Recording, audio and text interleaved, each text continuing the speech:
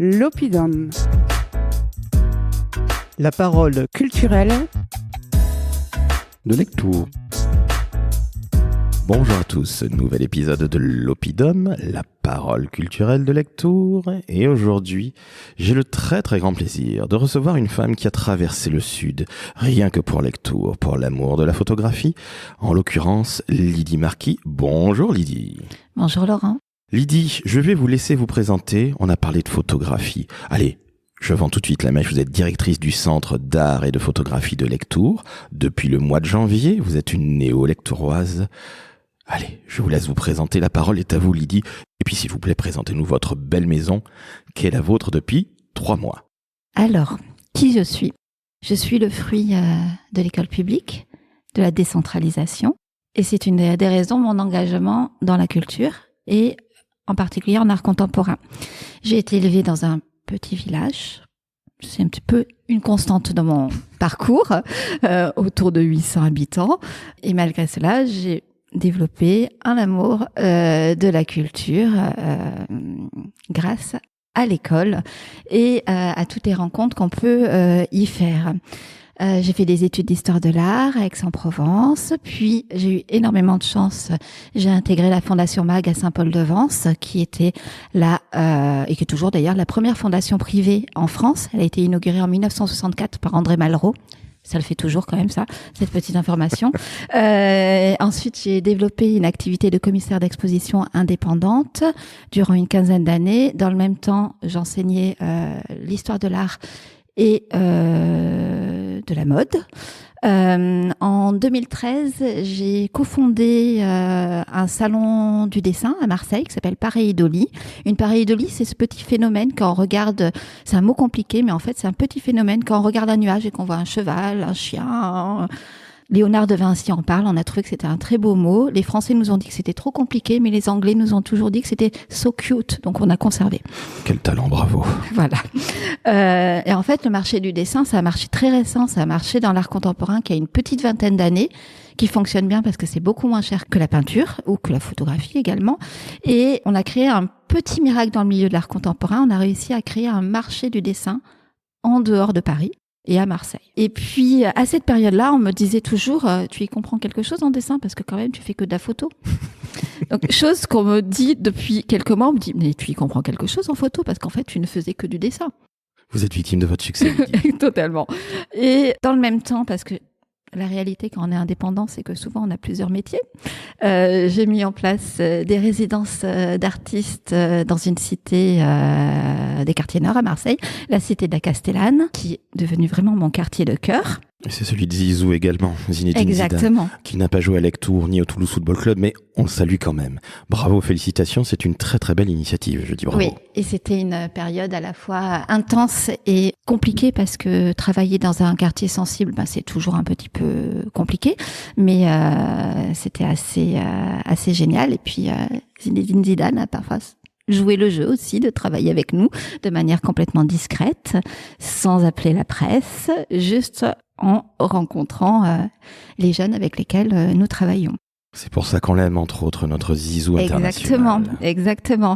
Puis je suis redevenue salariée, j'ai redécouvert les congés payés, qui est vraiment un gros changement quand même là-dessus, puisque en 2019, j'ai intégré le Centre d'art contemporain de Châteauvert, dans le Haut-Var, petit village de 141 habitants, un centre d'art contemporain de 800 mètres carrés dans une prairie avec une trentaine de sculptures, une rivière magnifique dans les forêts, mais une utopie vraiment portée au départ par la municipalité et puis ensuite par la communauté d'agglomération, et une expérience vraiment merveilleuse et magnifique où j'étais très bien jusqu'à ce que je vois qu'il y avait le Centre d'art et de photographie de Lectoure qui cherchait une nouvelle directrice ou directeur. Mais en fait, il y a des lieux mythiques en France et le Centre d'art et de photographie de Lectoure appartient au lieu mythique. Alors, je le dis parce que je le pensais vraiment.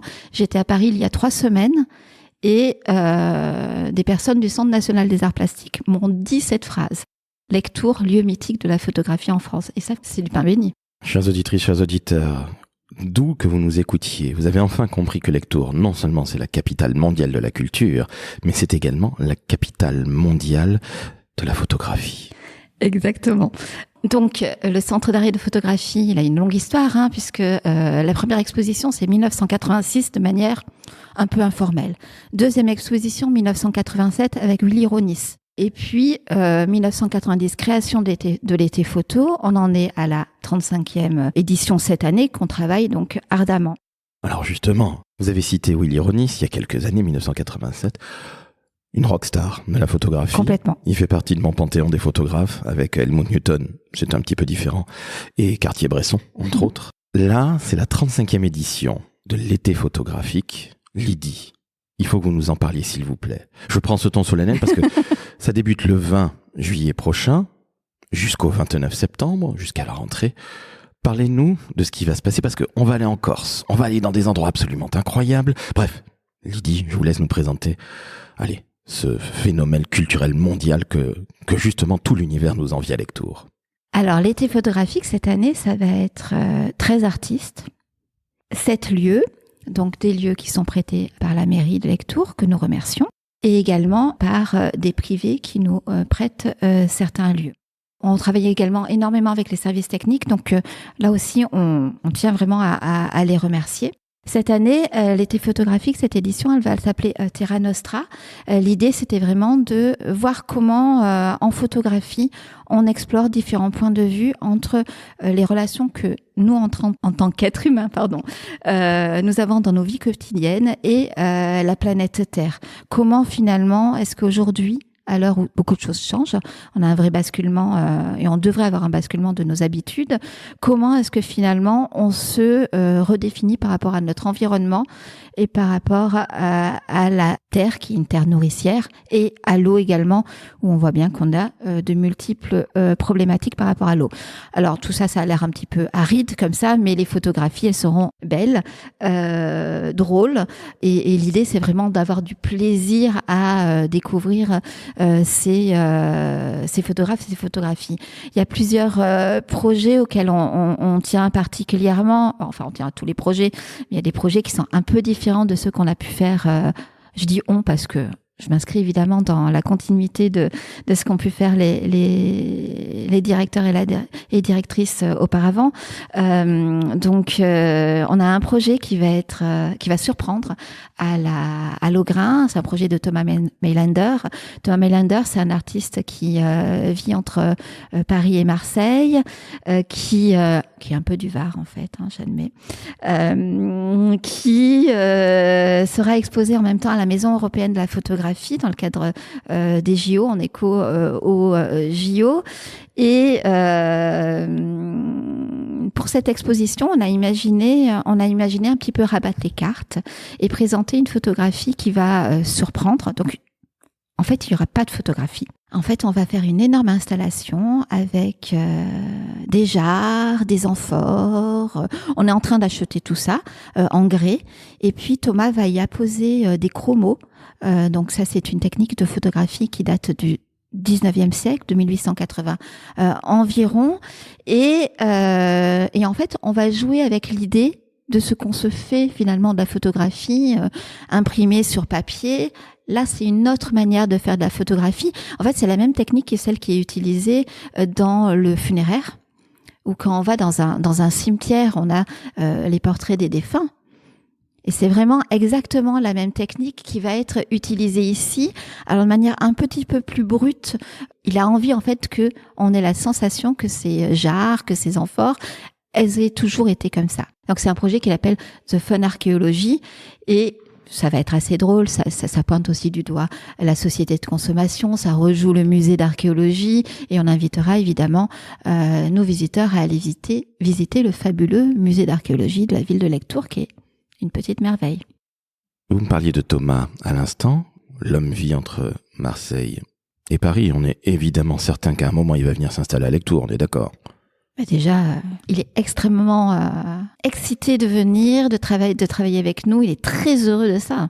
C'est tout à fait normal. Après tout, Lectoure, je le répète encore une fois, pour la 1000e fois, c'est la capitale mondiale de la culture. C'est même la capitale du monde. Mais allez, trêve de plaisanterie. Il y a d'autres voyages. Vous en avez parlé très brièvement. Vous avez parlé de l'eau, les problématiques, et Dieu sait si dans le sud-ouest et partout en France d'ailleurs, nous avons une problématique d'eau. Parlez-nous de, tiens, Driss Aroussi. Alors Driss Aroussi, c'est un photographe franco-marocain. Alors en fait, avec Driss, on s'est dit qu'on ferait un projet tous les 10 ans ensemble. Donc j'ai présenté son travail en 2014. C'était un énorme sténopé dans une caravane. On entrait dans la caravane et on avait tout le paysage tout autour. Là, ce sera complètement différent. On va présenter dans la tour de Koro un film qui s'appelle Borjel Meshkouch, qui va nous permettre de suivre un homme dans le désert. Un homme qui est envoyé par son village pour aller désensabler des galeries souterraines qui s'appellent des Ketara. Et on va le suivre petit à petit à la recherche de cette eau qui normalement doit être dans ces galeries souterraines, sauf que dans ces galeries souterraines, là, il n'y a que du sable. Et donc, je vais pas vous dévoiler la fin, évidemment. Mais c'est un long film magnifique, très doux, très bienveillant également, et qui sera accompagné d'une vingtaine de photographies qui mêlent un peu entre l'intime, la photographie de voyage et les photos qu'on va présenter. Driss ne les a jamais présentées. Et c'est des photographies qu'on pourrait faire en tant que touriste, sauf que c'est pas ça. N'en dites pas plus, je suis intimement convaincu que nos auditrices et auditeurs, dès le 20 juillet, vont se précipiter. Je le rappelle, c'est jusqu'au 29 septembre. Mais ce n'est pas une raison pour ne pas y aller dès le 20 juillet. Lydie, allez, on va le dire aussi. Il y a une très belle focus, ou une focale, évidemment, sur la jeune photographie corse. Oui, c'était une exposition qui va s'appeler Punti di Vista. Point de vue en français. Point de vue en français, qu'on a développé avec une autre commissaire corse qui s'appelle Madeleine Philippe. On a sélectionné 6 photographes corses qui vivent sur l'île, essentiellement. Alors, au-delà vraiment, finalement, d'un focus sur une aire géographique, on est vraiment sur une manière de travailler qui est identique. Il y a la question de la déambulation, du cheminement, de la promenade en fait, de l'exploration des paysages par la marche, qui est extrêmement importante dans toute leur démarche. Et ça, c'est vraiment un point central. La question du paysage impacté ou pas par le tourisme, qui est important. Tourisme qui impacte aussi la question de l'eau, puisque aujourd'hui, il y a trop de touristes en Corse, mais comme dans beaucoup d'endroits, hein. C'est pas spécialement en Corse, mais ça amène du coup à faire des restrictions d'eau dans certains villages, voire même dans certaines villes, puisqu'il y a des quartiers de Bastia où à un moment donné, l'été, il y a des restrictions d'eau. C'est quelque chose que sur le continent, on ne sait pas, on n'en a pas forcément conscience. Et tout ça, ça transparaît dans leur travail et c'est un fil rouge, vraiment. C'est un fil rouge aussi qu'on retrouve d'ailleurs. Donc ça, c'était une exposition qui sera à l'école Bladé, à l'étage, mais en dessous, on aura une artiste franco-portugaise qui s'appelle Esmeralda da Costa, qui travaille sur la question notamment des zones agricoles qui sont aujourd'hui abandonnées au Portugal parce qu'il n'y a plus d'eau. J'espère que tout ça ne sera pas prémonitoire dans notre beau sud-ouest, qui n'est pas la région où il pleut le plus, hein, nous le savons vous et moi. J'espère sincèrement qu'entre Driss, entre la Corse et même le Portugal, ce ne sera pas prémonitoire. Vraiment, j'insiste là-dessus, parce que la problématique de l'eau, on l'a vu particulièrement l'été dernier, mais ce n'est que le début. Donc c'est très intéressant que justement la photographie que vous représentez, Lydie, puisse d'emblée prendre quelque part en compte cette horreur, pardonnez-moi du terme, qui va nous tomber sur le coin de la figure si on ne fait rien. Donc il est temps de se bouger. Sachant que c'est pas la photographie documentaire, on reste toujours dans une réalité qui est poétisée, qui est transformée, qui fait que on passe des messages, mais avec légèreté, poésie. Et c'est de l'art, tout simplement. Justement, Lydie, j'ai une question sur les arts nouveaux, si je puis dire. Je mets des très gros guillemets à nouveau, l'intelligence artificielle. En mai dernier, vous en avez parlé dans votre magnifique maison. Qu'est-ce que vous pensez de l'IA générative pour nos auditrices et auditeurs? L'intelligence artificielle générative, c'est-à-dire qui vous permet de créer des photos, des fichiers, des images, tout simplement. Qu'est-ce que vous en pensez? Est-ce que c'est sincèrement quelque chose qui va changer le métier de la communication au sens le plus large du terme, mais aussi de l'art et de la photographie, bien entendu? Ou est-ce que vous pensez que c'est une mode? Allez, la question est évidemment un petit peu complexe, mais je vous laisse répondre avec votre œil d'historienne de l'art. En fait, il y a les deux phénomènes. Il y a effectivement un métier qui va changer, qui a déjà énormément changé. Pour le coup, c'est une conversation qu'on a eue il y a une vingtaine d'années autour de Photoshop, pour le coup, où il y a une vingtaine d'années, quand un photographe disait qu'il retouchait ses photos sur Photoshop, c'était un mauvais photographe. Aujourd'hui, tous les photographes refont des balances, mais commençons en fait. À un moment donné, on nettoie. Mais c'est des choses qui se faisaient de manière manuelle finalement chez le tireur avec les négatifs, etc. Et à un moment donné, il y a des outils informatiques qui le font.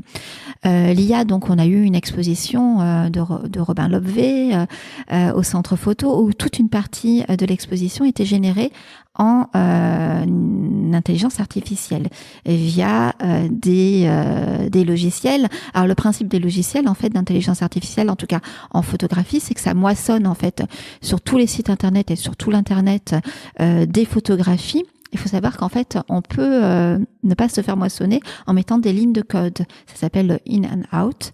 Et mais ces lignes de code, donc, elles permettent leur photographie et leurs droits et d'interdire en fait aux robots de moissonner. La problématique, c'est que ces robots évoluent sans arrêt et donc dans l'absolu, il faut changer ces lignes de code sans arrêt. Donc il y a plein de, il y a énormément de sujets. En fait, pour répondre, donc là vraiment sur la question du droit d'auteur, qui est quelque chose qui inquiète énormément tout le monde. Il y a vraiment ce sujet-là qui est du droit d'auteur qui est en train un peu d'être contourné, mais on sait bien que ça fonctionne pas non plus énormément. Mais en tout cas, ça existe, mais ça demande quand même pas mal de travail. Les sociétés de droit d'auteur travaillent énormément là-dessus également. Les scientifiques aussi, puisqu'il y a quand même une déontologie en IA. C'est ce dont a parlé le 2 mai, notamment le doctorant que nous avons invité, Adrien Pupier, qui est doctorant à l'université de Grenoble en IA. Il travaille sur la question de la traduction du sensible, pour faire simple, c'est-à-dire la traduction des émotions en texte, parce que finalement, quand on écrit ou quand on dit super ou super, ah super, et super, c'est pas la même chose. On le traduit pas de la même manière. Écoutez, c'est absolument passionnant. Je vois vous en parler extrêmement bien de l'intelligence artificielle. Je suis absolument ravi parce que c'est un sujet qui me touche. Et puis, de toute façon, depuis 2 ans et l'arrivée de ChatGPT, de cette IA générative, comme on dit, encore une fois, si vous n'êtes pas connaisseur de l'intelligence artificielle, vous en avez à minima entendu parler et je trouve que vous en parlez magnifiquement bien. Lydie, je tiens à vous féliciter et bravo pour ce monsieur qui est venu tout début mai chez vous. Je ne savais pas qu'il parlait du sensible, du fameux super versus super. Donc, bravo, c'est absolument sensationnel. Mais ça montre bien aussi que Lectoure, qui est non seulement une capitale de culture, c'est aussi une capitale de réflexion bien très sûr. intellectuelle. Et les droits d'auteur, il faut que nos artistes, d'où qu'ils viennent à travers le monde, soient protégés. On est bien d'accord, Lydie? Bien sûr. Alors, est-ce que Pardonnez-moi. je peux rebondir sur la capitale de la culture? Ah, mais avec grand plaisir, Lydie, je vous en prie. En fait, je voulais donner quelques chiffres. En fait, sur le centre photo et en fait ce que ça veut dire finalement d'avoir un centre photo à Lectoure. Parce que donc nous accueillons environ 13 000 visiteurs par an pour l'an dernier. On était à 12 972 visiteurs, donc on va dire à peu près 13 000. On a rendu à 13 000, je vous l'accorde. Voilà. On a fait une étude en 2021 sur les retombées de l'été photo.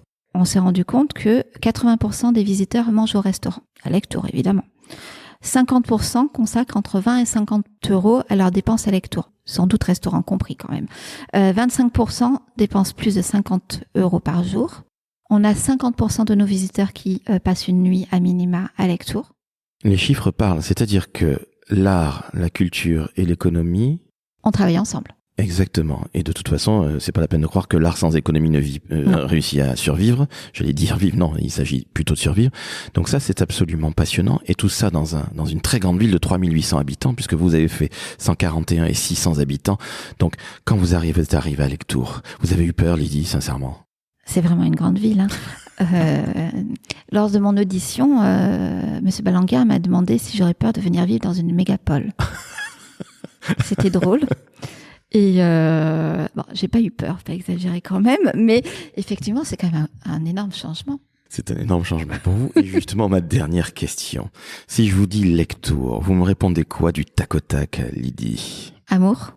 Oh, c'est super. Mais alors, il faut m'en dire un petit peu plus. Vous êtes déjà tombé en amour, comme on dit au Québec, avec Lectour. Je le rappelle, vous êtes arrivé il y a quelques mois, en janvier, avec cette nouvelle année 2024. Allez, Lectour, ça représente quoi pour vous? On va sortir de la photographie, évidemment. Bien sûr, je sors de la photographie. Non, en fait, ce qui m'a le plus frappé quand je suis arrivée à Lectour, c'est la question de l'hospitalité. T'es accueilli magnifiquement, entouré magnifiquement. Et vraiment, il y a la question de l'hospitalité, de la convivialité, le sens de la fête quand même. J'ai déjà pas mal dansé, j'aime beaucoup danser, donc voilà. C'est important aussi. Je dansais déjà dans le village de 600 habitants et à Châteauvert, hein, évidemment. Je pense que vous dansez encore plus et encore mieux, évidemment, à Lectour. J'ai ouï dire que votre chat a eu du mal pendant quelques jours à peine, peut-être même quelques heures, à s'acclimater à cette magnifique ville qu'est Lectour. Ah, j'aurais pas dû vous le raconter, ça. Oui, mon chat a eu beaucoup de mal à s'adapter au fait qu'il y a un peu de bruit à Lectour, puisque donc il n'y avait aucun bruit auparavant. Donc là, il a mis quand même 2 mois et demi à oser sortir dans le jardin, alors qu'auparavant, il avait un jardin de 2500 mètres carrés, mais que pour lui, en fait, là, le jardin est grand, mais on entend un peu les voitures. Il y a des... avant, il n'entendait que la mienne. Et ben voilà. J'ai envie de vous dire que votre chat, comment s'appelle-t-il? Égée, comme la mère, Exactement. était un peu privilégié. Complètement. Privilégié, si je puis dire. Donc là, je trouve que c'est un petit peu enfant gâté. Donc Égée, si tu nous entends, évidemment, maman te dit que Lectour... C'est safe? Exactement. Lectour, c'est la ville de l'amour. Lectour, c'est évidemment la capitale mondiale de la culture. Et je tiens à vous remercier, Lydie. C'était absolument passionnant. Alors moi qui adore Willy Ronis, qui adore Helmut Newton, je vais inviter tout le monde qui nous écoute à travers le monde évidemment, à aller rendre visite du 20 juillet au 29 septembre à cette magnifique été photographique de Lectour. C'est la 35e édition et figurez-vous, parce que les miracles n'arrivent pas qu'à Lourdes, que c'est gratuit, Lydie, c'est ça? Pour les lectoroises et les lectorois. Eh bien, allez-y. Et pour les autres, je crois que c'est quelques euros. Un pass de 6 €. Voilà, donc je pense que tout le monde peut y arriver. Et puis, la culture, ça ne fait jamais de mal à qui que ce soit. Et ce n'est pas l'IA qui va tuer la culture, bien au contraire. Lydie, je vous remercie, c'était absolument passionnant. Merci beaucoup. Chères auditrices, chers auditeurs, quand vous entendez une femme aussi passionnée, Madame Lydie Marquis, l'ai-je bien prononcé, Lydie? Oui, vous l'avez bien prononcé. Prononcez-le à la Corse, s'il vous plaît. Lydie Marquis. C'est magnifique. Nous voyageons de la Corse à Lectour. Nous avons la possibilité d'aller nous cultiver pour quelques euros si nous ne sommes pas lectorois. Donc allez-y. Et puis vous pouvez mettre aussi pour soutenir le podcast, l'Opidum, 5 étoiles sur Apple et sur Spotify. Et vous pouvez aussi vous abonner. Merci Lydie, c'était absolument génial. À très très vite. À bientôt.